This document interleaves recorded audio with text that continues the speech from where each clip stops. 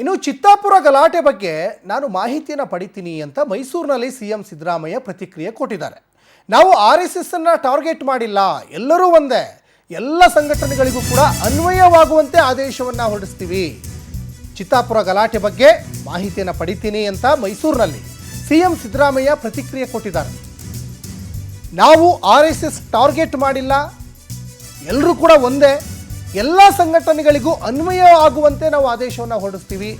ಅದು BJP ಇರಲಿ, ಒಂದು ಕಡೆ ವಿನಾಕಾರಣ ರಾಜಕಾರಣ ಮಾಡ್ತಾ ಇದೆ, ಮೊದಲಿನಿಂದಲೂ ಇದನ್ನೇ ಮಾಡ್ಕೊಂಡು ಬರ್ತಾ ಇದೆ, ಸಂಘ ಸಂಸ್ಥೆಯ ಹೆಸರಲ್ಲಿ ರಾಜಕೀಯ ಮಾಡ್ತಾ ಇದೆ ಅಂತ.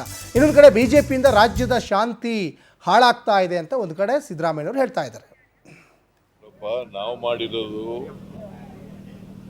ಯಾವುದೇ ಆರ್ಗನೈಸೇಷನ್ನು ಪರ್ಮಿಷನ್ ಇದು ಹಿಂದೆನೇ ಮಾಡಿತ್ತು, ಜಗದೀಶ್ ಶೆಟ್ಟರ್ ಇರುವಾಗಲೇ ಮಾಡಿತ್ತು, ಅದನ್ನು ರಿಪೀಟ್ ಮಾಡಿದ್ದೀವಿ ಅಷ್ಟೇ.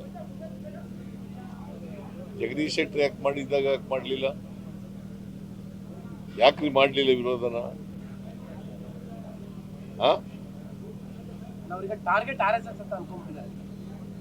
ಟಾರ್ಗೆಟ್ RSS ಅಲ್ವೇ ಅಲ್ಲ, ಎನಿ ಆರ್ಗನೈಸೇಷನ್.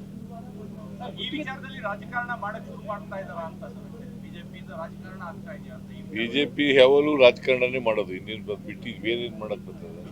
ಜನರು ಬಡವರು ಕೆಲಸ ಮಾಡಲ್ಲ, ಅವರು ರಾಜಕಾರಣ ಮಾಡೋದು ಅಷ್ಟೇ. ಅಲ್ಲ, ರಾಜ್ಯಕ್ಕೆ ಕರ್ನಾಟಕದ ಶಾಂತಿಗೆ ಭಗ್ನ ಆಗೋ ಸಾಧ್ಯತೆಗಳು, ಯಾಕಂದ್ರೆ ಇಲ್ಲಿ ಜೋರು ಗಲಾಟೆಗಳಾಗ್ತದೆ. ಕರ್ನಾಟಕದ ಶಾಂತಿ ಸುವ್ಯವಸ್ಥೆಗೆ ಭಗ್ನ ಆಗೋ ಇಲ್ಲ ಪೊಲೀಸ್